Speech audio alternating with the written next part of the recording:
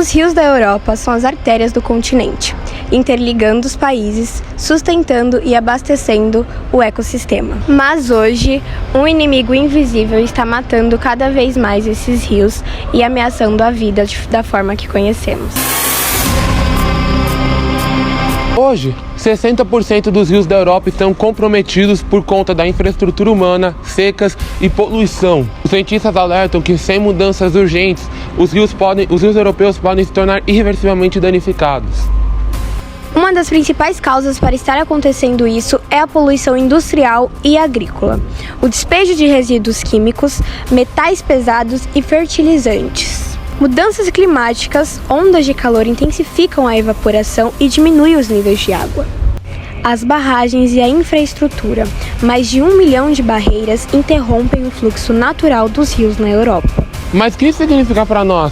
A morte dos rios afeta a vida de milhões de pessoas e também a cadeia alimentar. Escassez de água já é realidade hoje em algumas regiões da Europa. Impactos diretos da morte lenta dos rios na Europa. A perda da biodiversidade. 93% das espécies de peixes de água doce da Europa estão em declínio. Crise hídrica. Populações enfrentam falta de água em países como Espanha, França e Itália. Ameaças à economia. Turismo, pesca e transporte fluvial estão comprometidos. Você pode fazer parte da solução. Pequenas ações têm grandes impactos quando são feitas em conjuntos. Proteja os rios. Proteja o futuro. Compartilhem essa mensagem.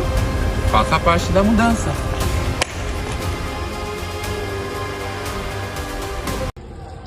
Ei, vocês estão gastando água. Eu gasto mesmo. Mas isso é desigualdade hídrica. O que é desigualdade hídrica? A desigualdade hídrica refere-se à má distribuição de água potável e de saneamento básico para diferentes países, regiões e até mesmo grupos sociais. Essa desigualdade pode ser encontrada em fatores naturais, como a disponibilidade de recursos hídricos em uma tal região, porém até mesmo em fatores socioeconômicos e políticos, pois a má gestão desses recursos e a falta de infraestrutura acarreta na exclusão de comunidades marginalizadas. O consumo de água no mundo é um dos grandes temas em debate. Em média total, a maior parte da utilização é na agricultura, que detém 70% do consumo, seguida pela indústria, que detém 22%, e pelo uso doméstico e comercial, 8%. Das mais de 2 bilhões de pessoas no mundo que não têm acesso à água potável, 80% vivem em áreas rurais. E, segundo a ONU, o objetivo de conseguir o acesso à água potável para todos até 2030 está muito longe de ser alcançado. Inclusive, existem receios de que a desigualdade nessa área só continue a aumentar. Dentre as estratégias para combater a crise de água, destaca-se a desalinização da água do mar, a transposição de rios, a água de reuso e a conscientização da população. É cada vez maior o número de rios que sofrem com a escassez da água potável. Diga não à falta de água. Gente, vocês viram que a Fernanda deixou a torneira do banheiro aberta, jorrando água lá? Ela viu que tá quebrada mesmo assim, ela sempre clica só pra ficar caindo água. Que ridículo, desperdício total. Eu vou lá beber água. Vai lá. No dia 22 de março foi criado o Dia Mundial da Água pela ONU para falar sobre a preservação da água. O Brasil é um país rico em recursos hídricos, representando cerca de 12% do total mundial.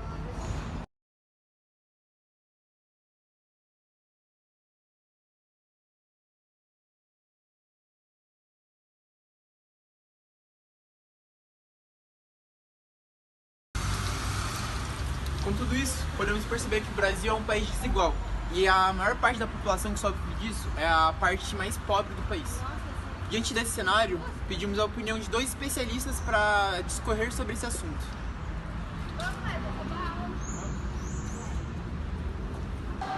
O que você acha sobre o uso de água no Brasil? Bom, no Brasil o uso da água é extremamente problemático, porque tem tanto a questão da captação, a captação da água como um bem público global. Existem muitas empresas captando água do lençol freático para comercializar nos seus produtos. Enquanto isso, a população tem sofrido muito com a falta de água, principalmente em algumas regiões mais afastadas das capitais, no Nordeste brasileiro. Algumas pequenas cidades já têm os seus poços artesianos que estão secando. Então, o uso da água no Brasil merece muita atenção. Quais são as oportunidades e desafios para a implementação de soluções inovadoras para a gestão de água no Brasil? Gestão de água no Brasil, soluções inovadoras, oportunidades, tá? O que nós precisamos é de avanço das tecnologias, o acesso a dados em tempo real. Precisamos de parcerias públicas-privadas, tá? E uma maior conscientização ambiental. Quando eu falo de maior conscientização ambiental, eu falo de todas as atividades econômicas, a indústria, o comércio, tá? A água para o desenvolvimento humano, tá? A água do agronegócio. Tudo isso precisa ser feito de forma consciente. E desafios, tá? Para essas soluções inovadoras, eu acho que o maior desafio nosso do território brasileiro seria infraestrutura, que é defasada, precisa de modernidades, precisa de uma inovação, a desigualdade no acesso à água, a falta de investimentos, a burocracia, tá? A baixa integração entre políticas públicas, tá? São fatores que precisa ser revisto, tá? Para que tenhamos sucesso aí, tá? Para que tenhamos soluções inovadoras. Precisa desse conjunto de oportunidades, de soluções, tá?